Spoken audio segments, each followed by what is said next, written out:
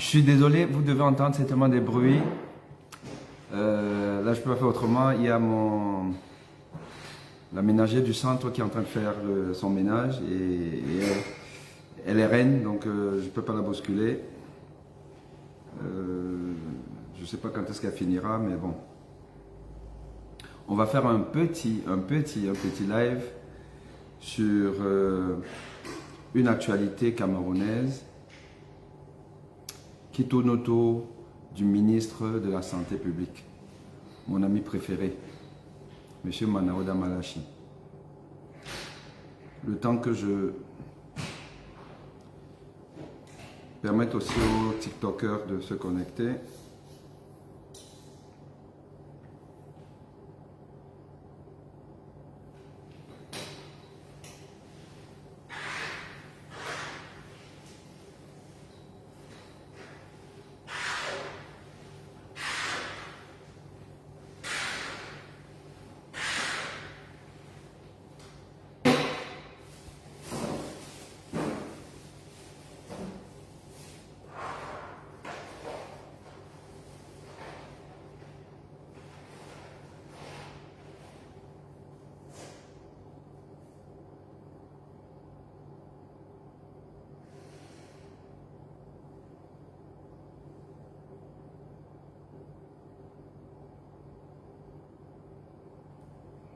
Alors si je veux démarrer le live,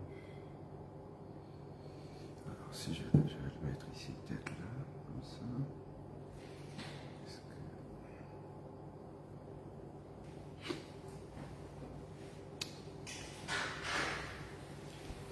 Alors,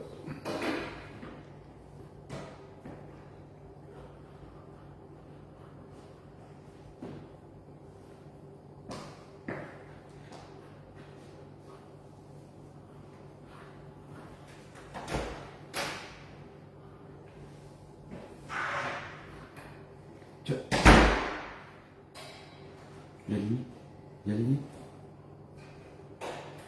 are you finished? C'est fini? Non, non, non, ne viens pas ici là. Je fais un... Hein? I want to say 5 minutes. I want to see. Yeah, yeah, ok. Ok. Bon.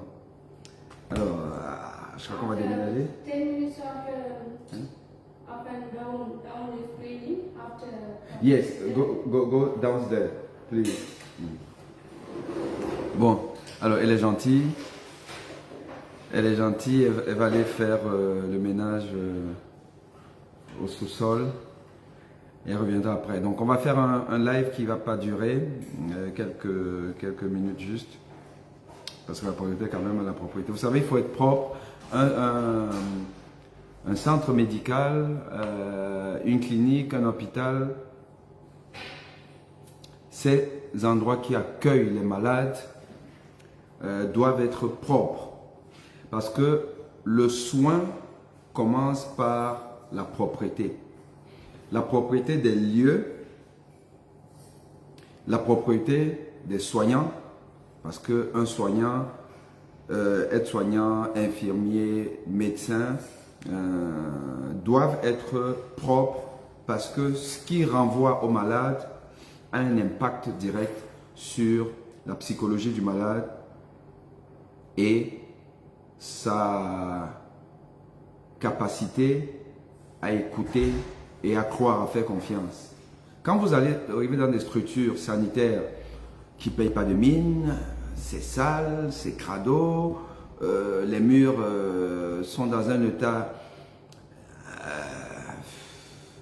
où vous posez la question de savoir si les microbes ne sont pas tapis partout, les lits sont rouillés, voilà, le sol n'est pas propre.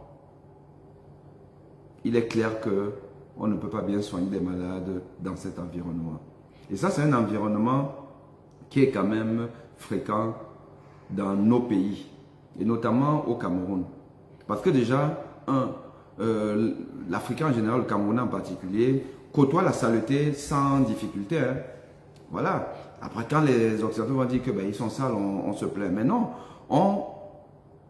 on ne sait pas être propre. Au Cameroun notamment, on ne sait pas être propre. Nos yeux se sont habitués à la saleté, on s'est accommodé à ça et donc on vit avec ça. Quand vous atterrissez à Douala, vous voyez la ville de Douala, vous voyez les bâtiments. Les gens, je crois que vous ne faites même plus attention, hein, parce que c'est devenu en fait une normalité. Mais vous avez des bâtiments qui ont une couche de peinture à la création, 20 ans après, c'est toujours la même couche de peinture, mais en fait couche de peinture, c'est bien, un bien grand mot, c'est-à-dire que ça ne ressemble plus à rien et ça ne dit rien à personne. Ça ne dit rien à personne. Vous allez dans des bâtiments publics, ben, les murs ne sont pas propres, le sol n'est pas propre, ça ne dit rien à personne, les hôpitaux, les structures sanitaires, c'est pas propre, ça ne dit rien à personne, on s'est habitué à ça. Or, tout commence par l'hygiène. En faculté de médecine, je ne me souviens plus très bien parce que j'ai fait la médecine, enfin, la formation médicale basique il y a très longtemps, mais moi j'avais les cours d'hygiène, l'hygiène et salubrité en première ou en deuxième année. Je crois en première année, on commence par ça. C'est pas la propreté, donc il faut être propre. Et vous renvoyez donc cette confiance-là au patient qui vient vous voir parce que voilà, vous vous mettez bien, vous n'avez pas besoin de mettre des vêtements qui coûtent cher, mais le vêtement doit être propre. La blouse doit être propre. Elle n'est pas forcément blanche, n'est pas vraiment de couleur blanche. Aujourd'hui, on porte n'importe quelle couleur, mais ça doit être propre. Voilà. Donc, là, la dame de ménage de ce centre médical, elle est la reine à partir de 19 h où elle arrive pour faire son ménage et tout. Donc, si on est là, quand elle nous dit, écoute, je veux nettoyer ici, là, ben, vous vous levez tranquillement, vous allez ailleurs, vous la laissez faire ce boulot. Voilà, parce que le lendemain matin, les patients, quand ils arrivent, ils doivent trouver une structure propre. Et donc, le ministère de la Santé publique du Cameroun doit avoir pour prérogative, pour souci, de rendre nos hôpitaux propres, accessibles. Ce n'est pas eux qui vont faire vraiment le boulot, mais ils doivent pouvoir donner les moyens aux structures sanitaires et leur imposer d'avoir des établissements qui respectent les normes sanitaires. Parce que le soin commence d'abord par l'hygiène, par la propreté. Et ensuite, il y a le soin. Et qui dit soin dit les moyens, les équipements pour que le malade qui vient puisse avoir dès l'accueil le thermomètre pour la température, le tensiomètre pour prendre une tension. Il y a plusieurs structures sanitaires, même dans des urgences, où le tensiomètre, ben, c'est la bagarre. Hein? C'est la bagarre pour avoir un tensiomètre fiable. Et que quand on a donné le tensiomètre ou les tensiomètres dans une structure, ben, il ne faut pas penser que voilà, c'est ad aeternam. Non. Tout équipement a une durée de vie. Et aujourd'hui, l'obsolescence programmée des équipements font que, au bout d'un certain temps, il faut changer le matériel. Et d'ailleurs, il ne faut pas attendre que le matériel soit d'abord en panne pour le changer. Il faut anticiper, il faut la maintenance, il faut un certain nombre de choses. Et tout ça, c'est le ministère de la Santé publique qui définit toutes ces politiques. Et on sait que même dans les grandes villes, c'est un problème. À plus forte raison, dans les coins reculés du nord, même le nord, l'extrême nord, la zone de M. Manaouda Malachi, ministre de la Santé publique, on sait combien la couverture sanitaire est problématique. Il y a des endroits où les populations n'ont même jamais vu un médecin, n'ont jamais vu une structure sanitaire digne de ce nom pour prendre en charge ne serait-ce que les soins primaires. Mais M. Manaouda Malachi peut se quand même permettre de nous dire qu'il offre 1000 billets. 1000 billets offerts à des Camerounais qui iront applaudir les Burundais. Ou du moins, iront se fâcher contre les Burundais. Parce que nous allons être gagnés. Parce qu'à un moment donné, même la nature doit intervenir pour arrêter l'hémorragie camerounaise. On ne peut pas toujours être dans le bricolage, toujours avec l'esparadrap, pour avancer comme ça, clopin, voilà. Non, à un moment donné, il faut que ça s'arrête. Nous allons perdre ce match. Nous n'allons pas gagner les Burundais. Nous allons être éliminés. Et tant mieux. Parce que vous ne pouvez pas avoir une équipe où le gardien de but numéro 2, je ne parle même pas encore du numéro 3. Le gardien de but numéro 2, Ondoa, signe en 3e division française. C'est un exploit. 3e division française. 3e division à Nîmes. Ondoa. Avec son CV, champion d'Afrique en 2017. Puisque les Camerounais et la nostalgie, c'est quelque chose de terrible. Comme il a été champion d'Afrique en 2017, c'est-à-dire qu'il avait secoué tous les sorciers de son village. On lui a donné toutes les bénédictions. Et il a fait une compétition stratosphérique, oui. Mais c'était en 2017. Nous sommes en 2023. Et on nous parle toujours de ça, comment c'est le meilleur, c'est le machin, tout là. Mais sauf qu'en club, il n'arrive pas à convaincre, il n'arrive pas à signer quelque part. Quand vous êtes quand même un Camerounais international, champion d'Afrique, franchement, moi qui connais un peu le milieu sportif, vous trouvez un club. Vous avez un CV qui vous permet de trouver. Mais comment Ondoa n'a jamais pu trouver un club sérieux? Il va jouer en Lettonie. Lettonie maintenant dit que c'est la 3e division française, Nîmes, qui le recrute. Et on applaudit. Voilà donc l'équipe nationale du Cameroun, dont le gardien numéro 2 et le gardien numéro 3 ne sont pas des joueurs professionnels. Le Cameroun. Le Cameroun des Thomas Nkono, Ben Joseph Antoine, Tchombang pour la Coupe du Monde 82. Tchombang, gardien titulaire de Dynamo, qui serait aujourd'hui au minimum, enfin pas au minimum, le numéro 2 de l'équipe nationale du Cameroun. Si il vivait à cette époque, il jouait à cette époque, il serait le numéro 2. Et un numéro 2 valable. C'était le numéro 3 du Cameroun en Coupe du Monde 82. En 90, on avait Thomas Nkono, Ben Joseph Antoine, Songo, tous les 3 professionnels en 90. Et pas professionnels, des petits machins là, voilà. 90. Et on a toujours eu des gardiens comme ça là. Le Cameroun en a produit en voilà. Aujourd'hui, on se contente. Let's go. On se contente juste d'André Onana. Entre André Onana et les autres, c'est le fossé abyssal. Je ne parle même pas des milieux du terrain. Je ne parle même pas des attaquants. Ce Cameroun-là, qui a toujours eu et qui pouvait produire 3 équipes nationales. Parce qu'en réalité, le Cameroun, c'était Canon de Yaoundé, plus 2-3 gars qui venaient Union, Tonnerre. Et encore que c'était vraiment réellement Canon de Yaoundé et Roger Mila. Ou Canon de Yaoundé, Roger Mila et Doumbelea, quand Doumbelea ne jouait pas dans le canon. Le reste est des remplaçants et pas n'importe quel remplaçant. Moi, j'étais gamin quand j'étais ramasseur de balles à Yaoundé. Nous habitions Essos. Nous partions aux entraînements de l'équipe nationale du Cameroun. Entraînement de l'équipe nationale du Cameroun au stade Amadou Ahidjo. Vous aviez d'un côté Canon de Yaoundé, l'autre côté Union de Douala et un peu les Dynamo, les Ndjebaï, les gens comme ça, là, les Nangazozo, les Kangacha Poussi.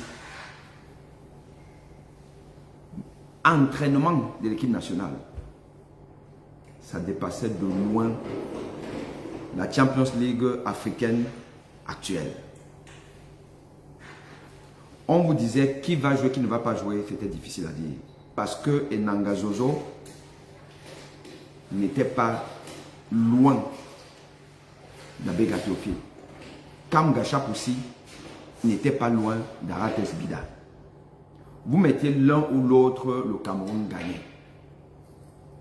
Et vous aviez donc aussi les titulaires de Dynamo, plus quelques autres joueurs, soit de Fédéral, soit de Racine de Bafoussam, qui, ou même de Antan de Ngaoundéré. Moi, je me souviens que j'avais un très bon joueur d'Antan de Ngaoundéré que j'aimais beaucoup.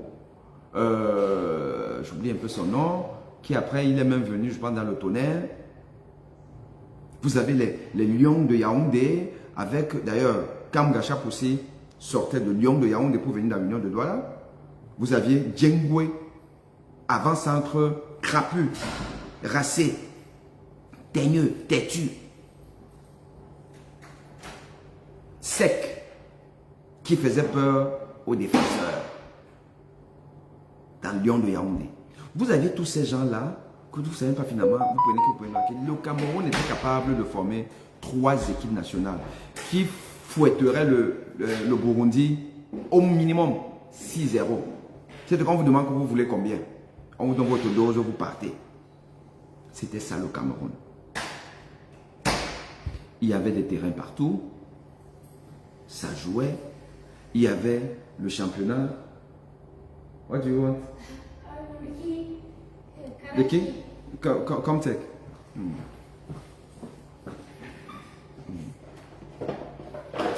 Il y avait des terrains partout, surtout dans les établissements. Les enfants jouaient. Il y avait le championnat scolaire, qui montait jusqu'à l'OSUC, championnat au sucre, où étaient recrutés tous les meilleurs joueurs du Cameroun, le championnat au sucre. Ce qu'on appelle aujourd'hui football jeune qui n'existe pas. Voilà. Le Cameroun était capable de gagner n'importe quelle nation du monde. Aujourd'hui, il n'y a rien. Il n'y a rien. Pas bon du tout. Pas bon du tout. Parce que on a aujourd'hui des académies où à peine un joueur s'est bloqué le ballon avec le tibia, il faut déjà le vendre. Pour se retrouver finalement en Azerbaïdjan, jouer. Et après, il vient à l'équipe nationale. Au point où on joue contre le Burundi, on se pose la question de savoir si on va se qualifier. Mais, à un moment donné, quand vous êtes descendu trop bas, ayez l'humilité de dire que bon, vraiment, on a fauté quelque part, ça ne va pas, on arrête un peu et on recommence. On restructure tout, on recommence. On ne peut pas être éternellement dans des pansements. C'est-à-dire que c'est toujours la bagarre pour, voilà, essayer d'aller. On sait tous que notre dernière victoire en 2017, mais c'était le hasard du hasard. Mais on ne peut pas vivre avec le hasard. À un moment donné, le Cameroun doit être un pays prévisible. On prévoit. À l'époque d'Amadou, il y avait les plans quinquennaux. Il y avait les plans quinquennaux. On dit que dans 5 ans, on doit atteindre tel point. Aujourd'hui, c'est la navigation à vue. Et le peuple accepte ça. Parce que les gens que nous dirigent, de toute façon, ça leur arrange. C'est leur comme ça. Ils ne peuvent pas faire autrement. Manaouda Malachi vous dit 1000 billets et les gens applaudissent. Les gens n'arrivent même plus à réfléchir. Parce que quand vous voyez les posts sur la bêtise de Manaouda Malachi dans les réseaux sociaux, et vous voyez les commentaires, il n'y a pas les commentaires dans le sens de dire, mais monsieur, vous êtes certainement un voleur. vous êtes certainement un voleur. Parce qu'un ministre prend l'argent où, de quel salaire pour offrir 1000 places à des Camerounais. Il aime beaucoup les Camerounais. Vous aimez les Camerounais et le Covid-Gate existe. Vous aimez les Camerounais et l'ordre des médecins du Cameroun n'a pas de bureau. Depuis déjà plus d'1 an, la seule corporation dans le monde qui n'a pas de bureau, l'ordre des médecins du Cameroun. Or,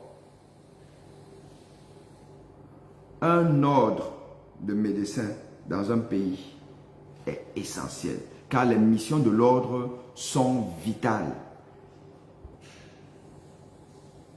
Sont vitales.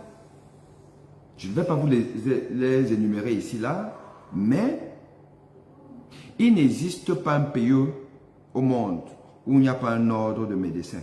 Ça veut dire que c'est utile. Et c'est très utile. Par exemple, un médecin ne peut pas se permettre de faire n'importe quoi, de soigner le malade n'importe comment, de ne pas respecter la déontologie médicale vis-à-vis d'un médecin, vis-à-vis d'un malade, au risque, à effet peut-être de mal le soigner et d'engager son pronostic vital.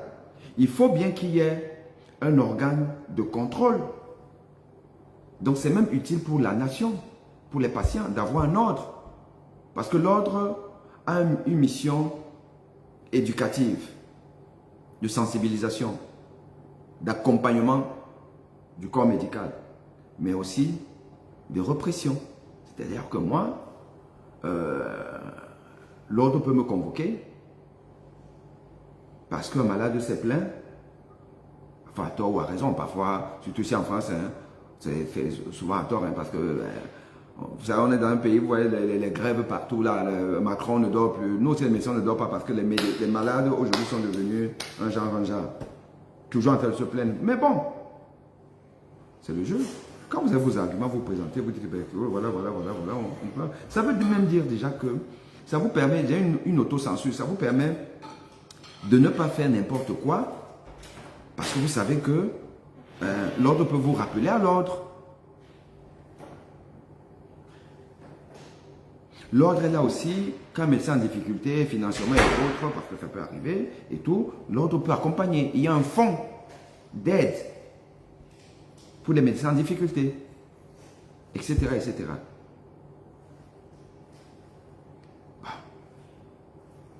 Au Cameroun, l'ordre n'existe pas.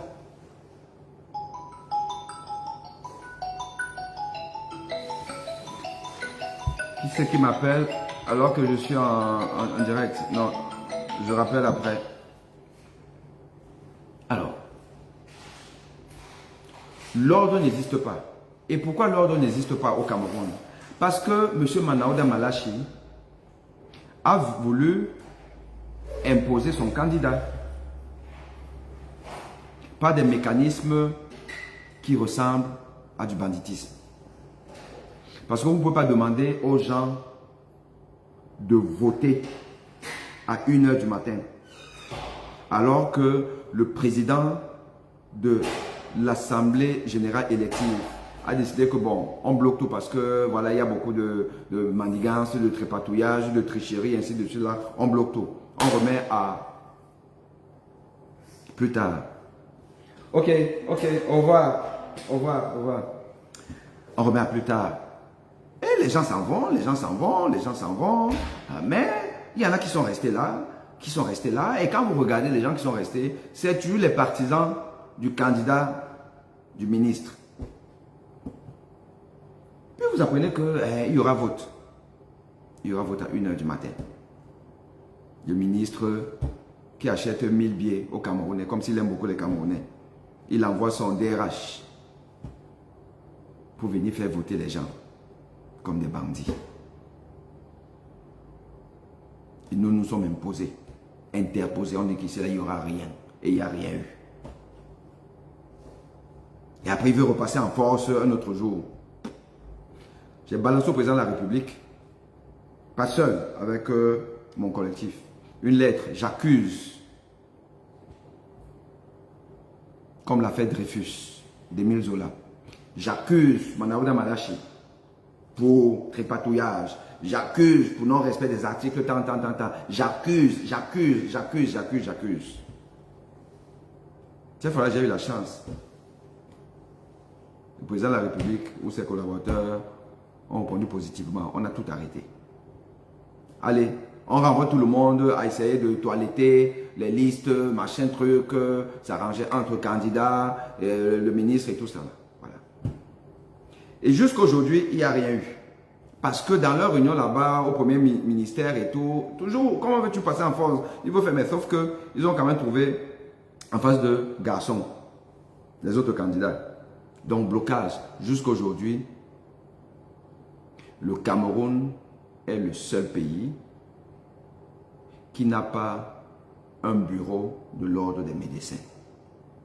Ça veut dire que vous là, les Camerounais, vous qui supportez Manaouda Malachi là parce que voilà, sociologiquement vous êtes proche, parce que les gens qui ne font que le défendre là, quand vous allez voir maintenant même le nom, vous voyez que c'est les gars qui sont de sa région. Moi je ne sais pas pourquoi le tribalisme est aussi endémique au Cameroun. Quelqu'un a faim, quelqu'un se soigne mal, et il va mal se soigner, il a même déjà perdu un membre de sa famille à cause de la mauvaise politique sanitaire du Cameroun. Mais il va aller supporter un ministre qui quand même, soyons sérieux, dans un pays sérieux où le président de la République avait la plume facile. Maintenant, Machin ne sera plus ministre. Il n'allait même jamais être ministre. Il est ministre parce qu'il a épousé la nièce du secrétaire général président de la République. Voilà comment il est ministre. Un monsieur qui sort, on ne sait pas trop d'où, qui ne reçoit pas les médecins. Ce monsieur ne reçoit pas les médecins. Vous arrivez là-bas, vous avez n'importe quelle demande, il ne reçoit pas les médecins. Et on dit qu'un jeune qui a un comportement d'un vieillard, parce que les ministres précédents, qui la plupart n'étaient même pas des médecins aussi,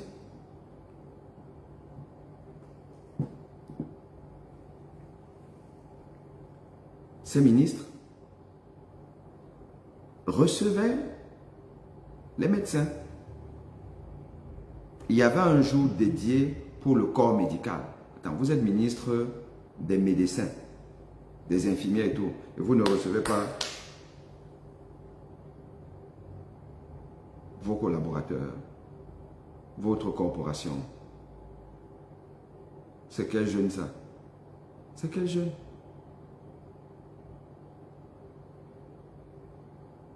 Voilà donc un monsieur qui est dans tous les coups foireux, qui vient à l'hôpital à Kétine de Douala expliquer comment c'est monté, c'est descendu, 8 mois de grossesse sont devenus 6 mois, et il n'y a pas bébé, excusez-moi, il n'y a pas bébé, il n'y a pas eu bébé et tout ça là.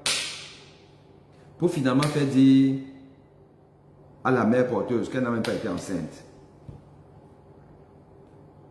Après, il va faire le show à la clinique du Jourdain, là-bas.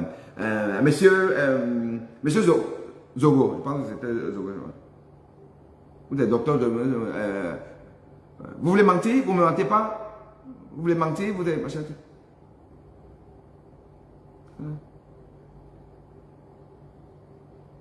Monsieur Covid-Gate. Il n'est pas capable, donc, d'être vertueux dans plusieurs diligences dont il a la compétence, ou alors du moins les prérogatives. Incapable de mettre en place une politique sanitaire au Cameroun où la recherche et le développement vont être l'un des leviers de l'amélioration des soins au Cameroun. Pendant la Covid, combien de Camerounais chercheurs peuvent dire qu'ils ont bénéficié du financement du ministère de la Santé publique dans leur projet de recherche contre la Covid? Moi, j'ai soumis un protocole On ne vous répond même pas. Pourtant, il y a eu un appel d'offres, un semblant d'appel d'offres. Parce que comme ils reçoivent les budgets de l'OMS, je ne sais pas trop, des finances et autres, ils font semblant de vouloir utiliser cet argent. Appel d'offres. Vous déposez après, on ne sait même plus. Déjà que quand vous venez déposer votre protocole au ministère, on vous dit c'est dans tel port. La porte dit non, c'est pas ici, c'est là-bas. Les gens ne savent pas. Ils sont en train de manger les arachides. Ils ne savent même pas. Finissez quand même par envoyer ça après. Ni vu ni connu. Ce pays, c'est un pays où le banditisme à col blanc est prégnant.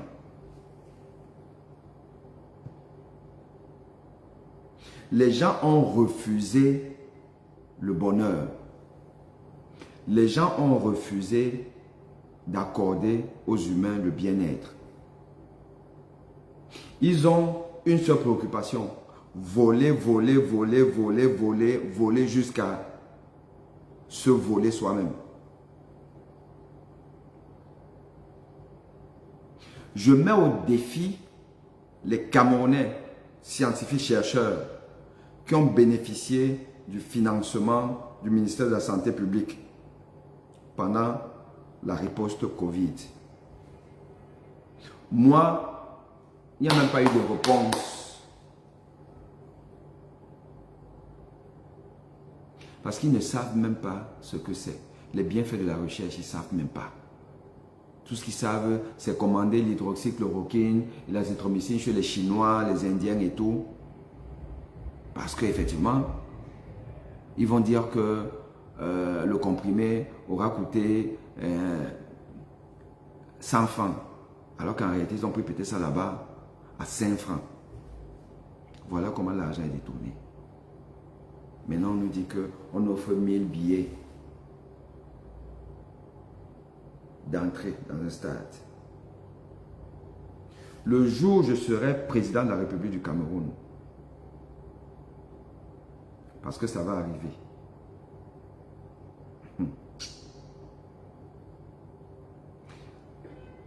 Les gens comme les Manao Malachi, j'entends qu'il a dit que j'offre 1000 billets. Amadou Ahidjo, il te convoque.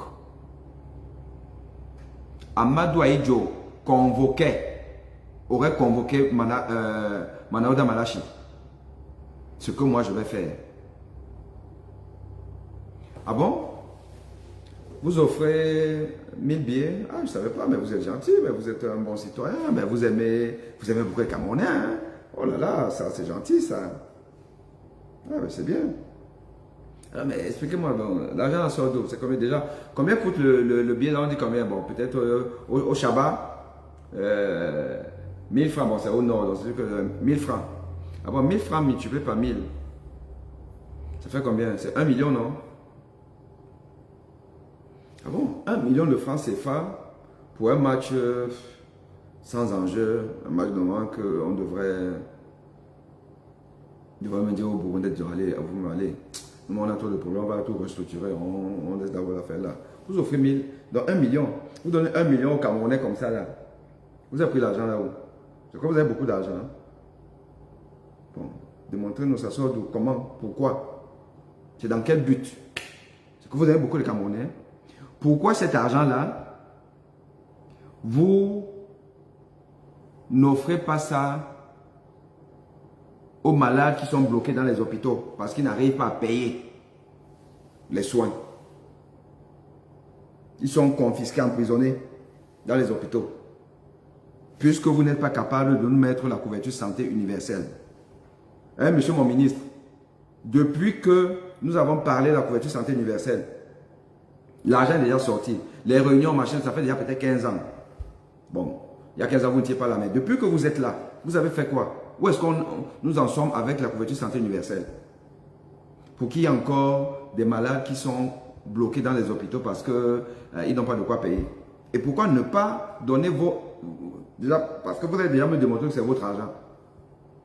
Et cet argent, pourquoi vous ne mettez pas ça dans la santé? Vous mettez ça dans les futilités.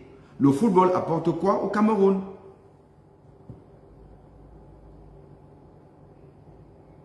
Bah écoutez, je vous donne 48 heures pour m'apporter des réponses claires à ça.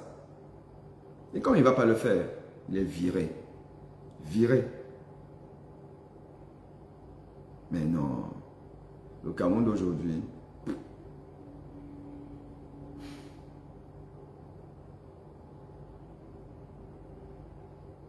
le problème, ce n'est pas les hommes qui nous dirigent.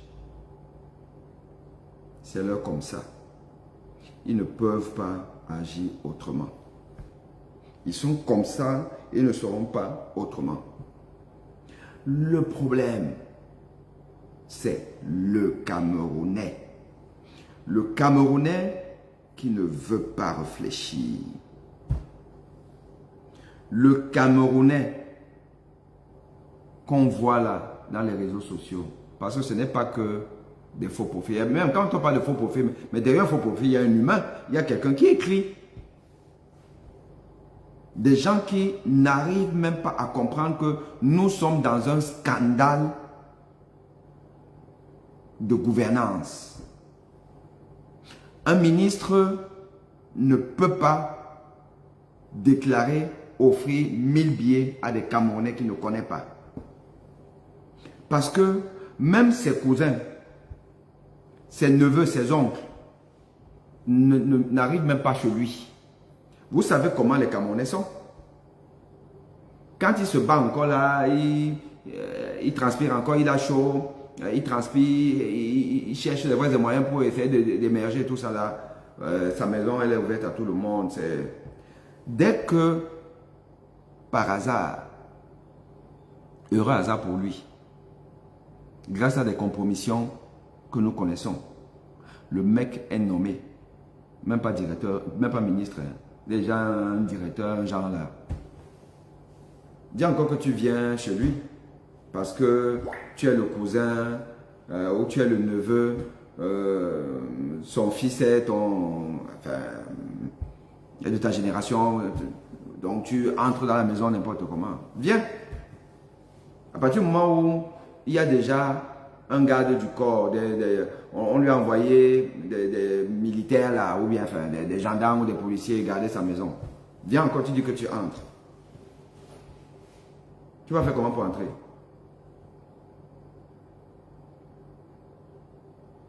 Qu'il est en train de passer dans sa voiture là, il rentre à la maison là, hey, tonton, la vitre est fumée.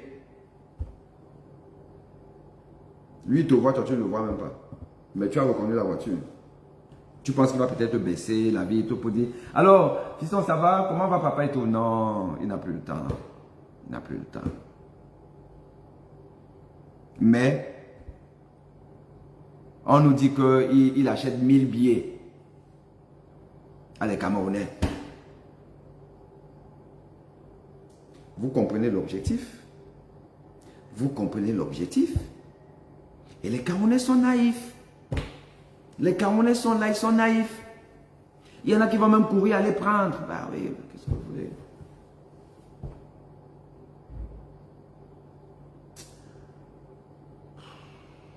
Vous savez, moi je suis pessimiste. Dès qu'il y a un truc comme ça, là, il y a un truc au Burkina, oh on a sauté. Un truc au Niger, oh on a sauté, ça se rapproche. Oh, au Gabon, oh on a sauté. Même comme on comprend aujourd'hui que l'histoire du Gabon là même, c'est l'histoire des Bantous. On est toujours en train de... On n'a même pas besoin de ça. Parce que ce n'est même pas ça la solution. La solution n'est pas que les militaires viennent déloger les troupes. Parce que, quoi qu'on dise, ça fait même honte. Ça fait honte. Ce serait quand même dommage que nous changions de régime par cette voie-là. C'est une voie d'échec. Quoi qu'on dise, c'est l'échec d'un peuple.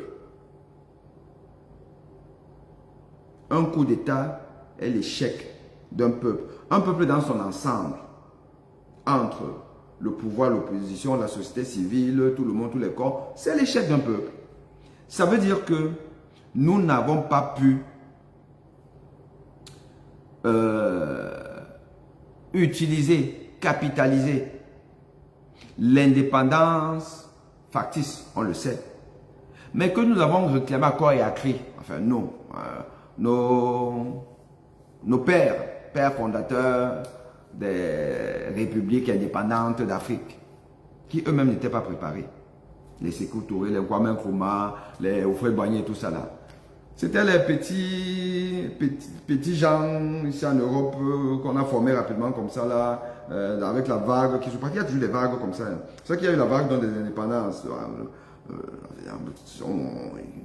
On veut absolument, je ne sais pas trop pourquoi, c'est expliqué par quoi, ça commence par quoi et tout. Ben, il y a eu des vagues. Il y a la vague 90, c'est la vague 90, des années 90, avec la chute du mur de Berlin, la perestroïka en Russie, où, enfin, l'Union soviétique, où Gorbatchev a voulu un peu lâcher du lest parce qu'il était étouffé, l'économie soviétique était exsangue, bon, il veut libérer un peu, mais en voulant libérer un peu les républiques, on dit, ben, écoute, nous on prend tout. Et donc, il y a eu la chute du mur de Berlin, la vague de liberté dans les pays de l'Europe de l'Est. Mais un vent, c'est le vent, hein, le vent n'est pas statique, le vent ça bouge, et ça allait partout, ça irradiait le monde entier. Et l'autre satanique de François Mitterrand, l'homme qui a le cerveau du génocide rwandais, celui qui a dit à Aïdjo qu'il avait un cancer de prostate, je ne sais pas trop quoi, qu'il laisse le pouvoir, et beaucoup d'autres conneries qu'il a eu à faire. Il réunit ses vassaux là, à la boule. Écoutez, la démocratie contre l'aide au sous-développement. Il a dit l'aide au développement, mais c'était l'aide au sous-développement. Donc il y a eu cette vague-là, comme ça là. Donc il y a plus des vagues. Aujourd'hui, c'est la vague des coups d'État. Bon. Mais l'Afrique va d'échec en échec. Parce que les indépendants en 1960 furent un échec. Parce qu'on n'a pas vraiment été indépendants. Les accords coloniaux qui nous ont attrapé le coup jusqu'à aujourd'hui, avec le franc CFA et tout ce qui va avec, on comprend que en fait, on n'était pas indépendants. Donc, ils ont échoué. Nos premiers présidents ont échoué à pouvoir négocier une vraie indépendance. Ok. La mode du multipartisme des années 90, échec. Puisqu'il n'y a jamais eu une véritable alternance politique en Afrique, à quelques exceptions près. Donc, échec. Et qu'on reste toujours, en fait, des pays dépendants. Et, aujourd'hui, où en est-on?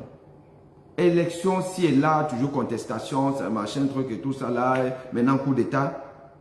Les coups d'État en Afrique d'aujourd'hui traduisent l'échec de la démocratie africaine. Donc, l'Afrique va d'échec en échec. La jeunesse africaine, donc, doit être très alerte et se dire que rien n'est gagné. Tout est à faire. Tout est à faire. Donc ne nous contentons pas, ne vous contentez pas, nous sommes déjà vieux. Vous là, la jeunesse, ne vous contentez pas des miettes. Soyez gourmands, soyez exigeants, soyez violents dans le respect républicain.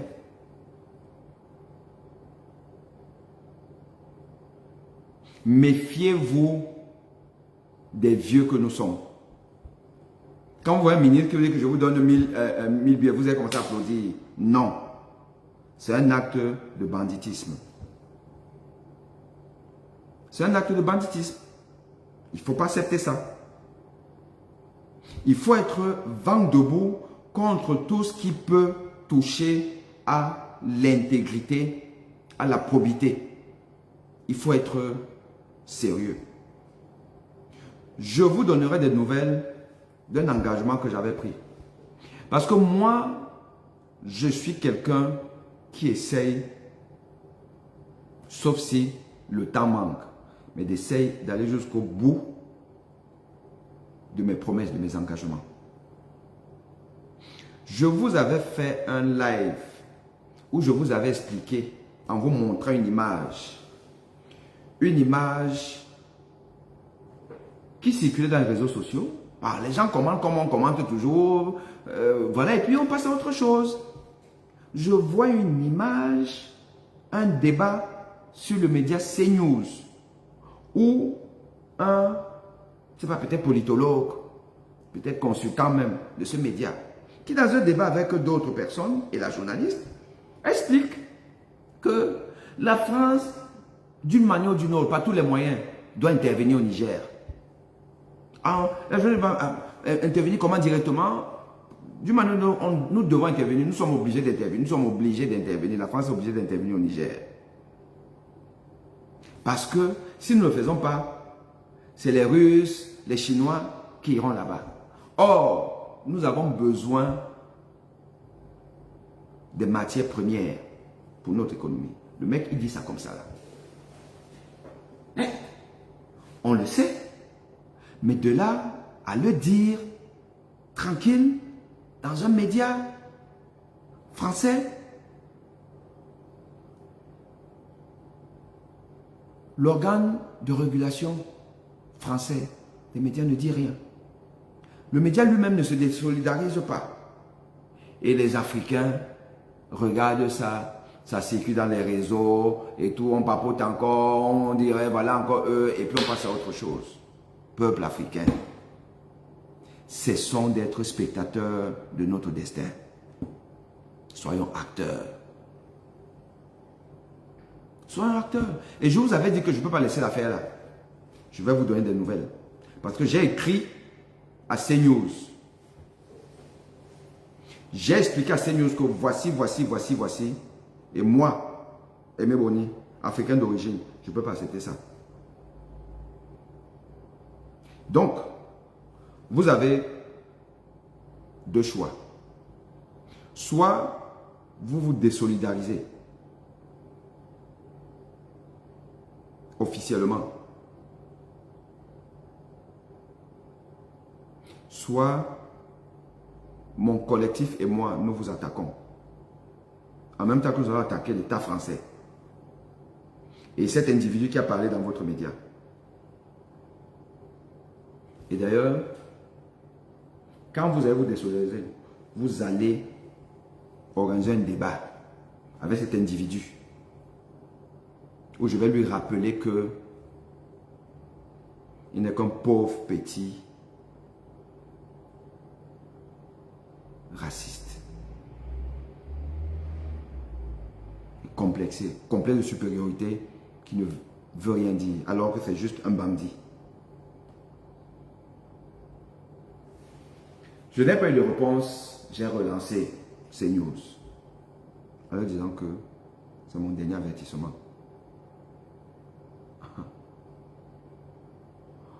Aujourd'hui, je ne sais pas trop comment, en parcourant mes mails, je me dis, tiens, mais ces gens-là, donc, ils veulent vraiment me répondre. J'ai tapé le nom, je me suis rendu compte qu'en fait, ils m'avaient écrit depuis, mais je ne sais pas faire, vous savez, on a tellement des mails à gauche, alors on ne lit même pas tout.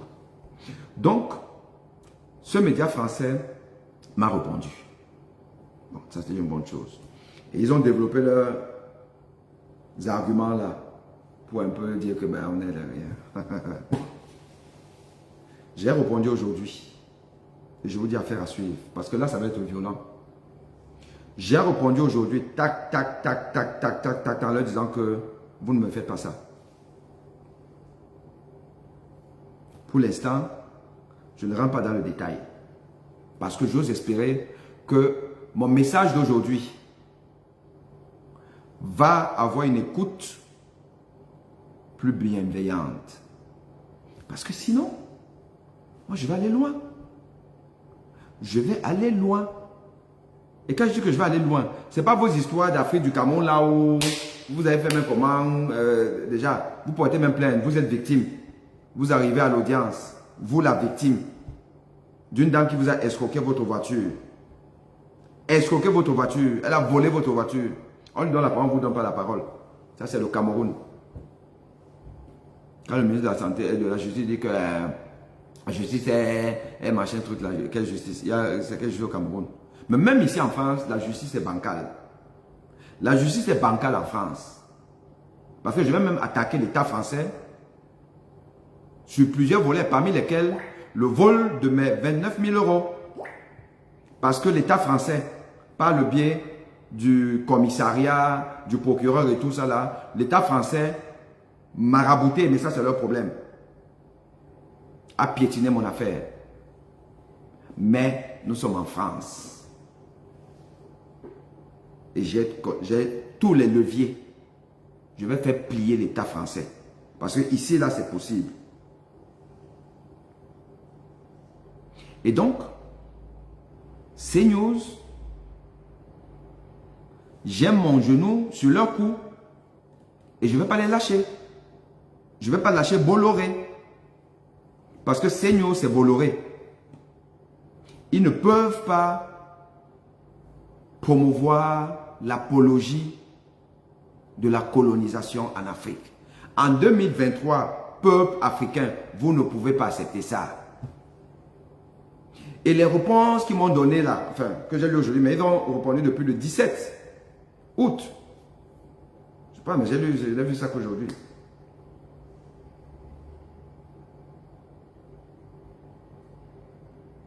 Les réponses qu'ils m'ont données aujourd'hui, pour moi, prouvent encore à suffisance. Prouvent à suffisance que le noir n'est pas respecté. Parce qu'ils ne pouvaient pas donner une réponse comme ça là aux juifs. La réponse qu'ils m'ont donnée. Le malheur, c'est que ils ont trouvé garçon. Et je ne vais pas les lâcher. Cessez, peuple africain, d'être contemplateur d'une injustice qui s'abat sur vous. Cessez ça. Moi, je marche avec le timbre dans ma poche. Et j'aime ce pays, parce que dans ce pays-ci, là, c'est la bagarre. L'ordre des médecins en France même, avec moi, c'est la bagarre. Parce que vous ne pouvez pas accepter ce racisme feutré qui irradie tout le monde, tous les jours, toutes les strates. Et vous dites que, bon, c'est comme ça. Non, non, non, non, non, non, non. Il n'y a pas de c'est comme ça.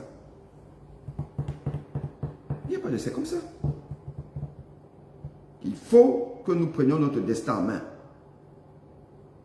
Et à tous les niveaux. Parce que le monde-ci, enfin, la terre où vivent les humains est faite de deux mondes. Le monde d'en haut et le monde d'en bas. Et le monde d'en haut, c'est les mêmes gens. Quelle que soit leur nationalité. Ils sont en haut, ils mangent. Ils écrasent ceux qui sont en bas. Parce que ceux qui sont en haut, qui mangent, ils n'ont pas le temps de réfléchir sur le racisme. On a dit que, voilà, allons faire la guerre au Niger, prendre toutes leurs richesses. Parce que même s'ils prennent toutes les richesses du Niger, les dirigeants nigériens, du moins ceux qui étaient les Bazoum et tout, vous voyez ce qu'eux ils avaient fait. Hein? Toutes les richesses que les Occidentaux ont déjà pris au Zaïre, RDC, au Cameroun, au Gabon et tout. Vous avez entendu que les dirigeants de ces pays-là sont pauvres. Citez-moi un dirigeant, c'est-à-dire le président et puis ses ministres, d'un pays africain qui est pauvre. Citez-moi un président africain qui est pauvre. Citez-moi. Mais pourtant, ils sont présidents des pays pauvres, non?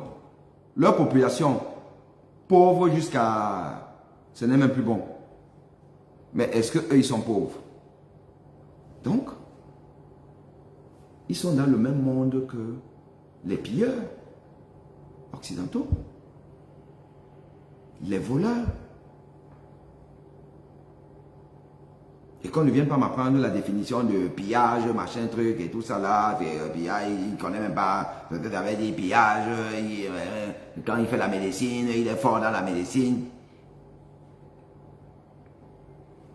Mais maintenant, il vient étudier les définitions. C'est-à-dire que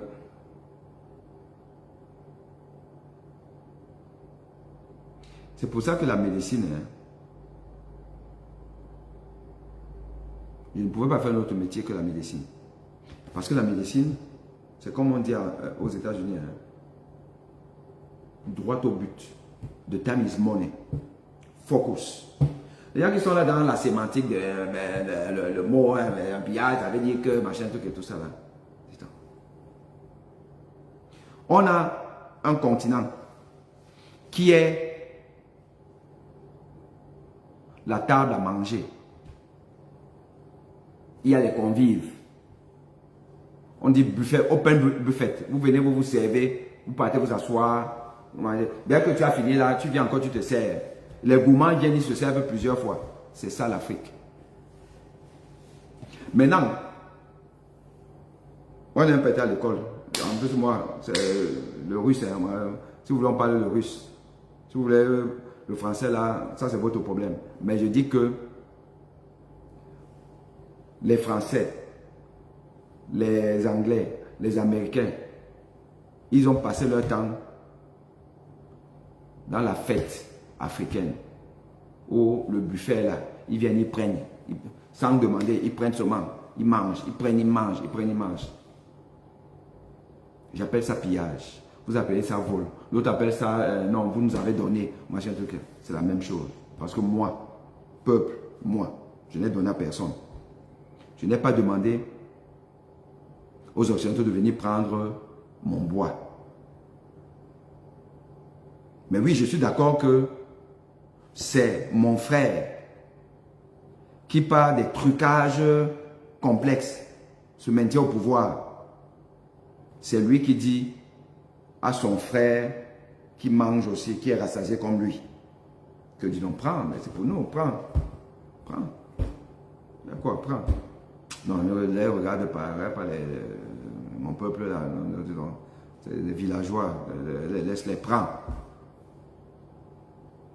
Bon, mais quand même, bon, faut quand même que je vienne chez toi là-bas, non, je dois venir faire mon check-up là, parce que vraiment, bah oui, mais attends, viens. Bah, surtout que quand tu vas venir, tu vas encore laisser l'argent que tu as volé là-bas, tu laisses dans mes caisses. Ça permet de payer les employés de cet hôpital, comme ça ils ne vont pas trop me déranger. C'est des frères. Le vrai racisme, le racisme moderne, c'est les en haut d'en haut contre les en bas d'en bas. Les en haut d'en haut, tu as et les noirs et les blancs, mais ceux qui sont en haut. Et les peuples, les en bas d'en bas, doivent devenir très violents. Violents. Ne pas accepter ça. Et maintenant, ceux qui sont un peu éclairés, qui ont le discernement, mais qui font partie des en bas d'en bas, parce que nous tous là, hein, nous sommes des en bas d'en bas. Moi aussi j'ai faim. Il y a famine et tout. J'ai aussi faim. J'ai faim de bonheur, de bien-être, de voir mon frère être à l'aise, de pouvoir soigner mon frère et me soigner moi-même. Je suis un en bas d'en bas. Et je vous demande d'être nerveux comme moi, d'être exigeant comme moi, de ne pas se laisser tromper. Donc, les en bas d'en bas qui ont peut-être un petit niveau de discernement doivent éduquer leurs frères d'en bas d'en bas. On doit vous apprendre à ne pas accepter n'importe quoi. Ne pas accepter les conneries de Manaouda Malachi. Que 1000 billets pour je ne sais pas trop quoi là, non. Nous devons être fiers. Et nous devons leur exiger davantage.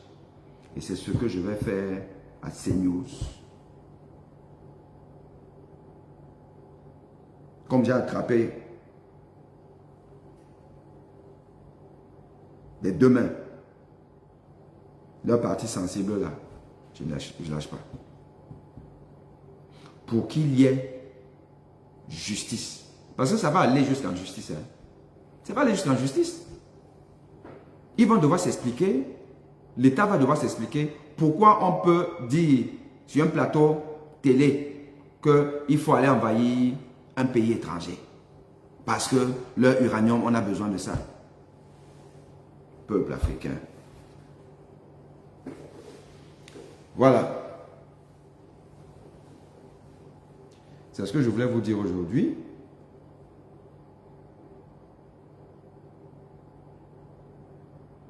Et vous dire que on devra passer donc du stade où on se plaint pour rien. On se plaint toujours. On est les caliméros. Ils ont commandé, c'est leur faute, machin truc. Non, non, non. On passe à l'offensive. Et cette offensive-là, moi j'ai appelé ça le pragmafricanisme. Retenez ce mot. Pragmafricanisme. Parce que les panafricains, ça veut même dire quoi le panafricanisme? On va un peu parler de ça, le panafricanisme.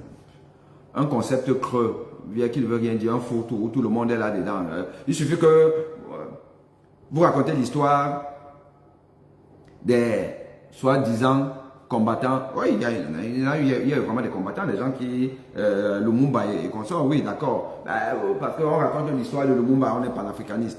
On insulte Macron, on est panafricaniste. La Russie, on est panafricaniste. Non. C'est le business.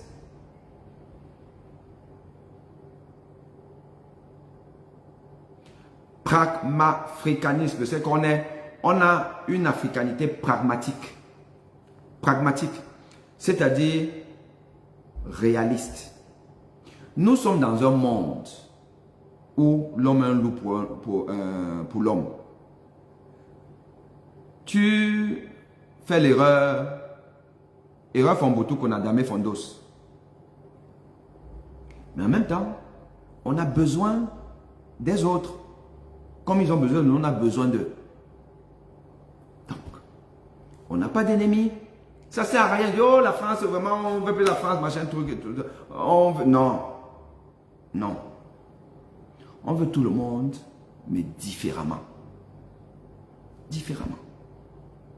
Et dans ce on veut tout le monde là, tu me fais quelque chose, tu te gardes dedans.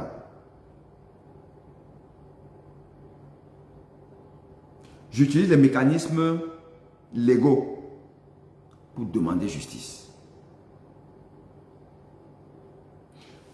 J'arrive à te faire condamner pour ce que tu as fait. Au lieu de continuer, tu as pleuré là, comme les Bandakani, sur les plateaux de leurs médias de business là. Tu as pleuré, à insulter. Oh, mais c'est un salopard. Non, non, non, non.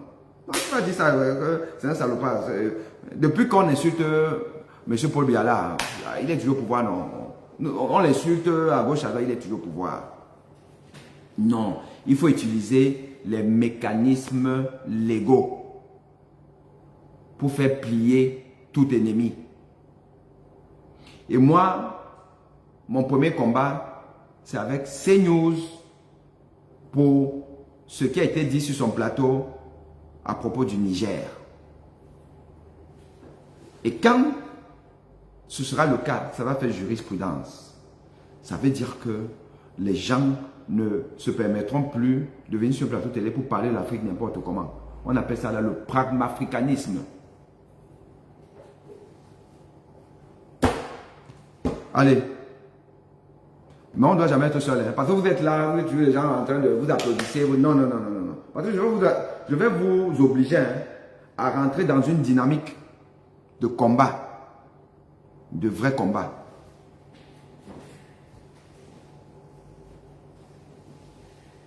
Bon, regarde. À bientôt. Ciao.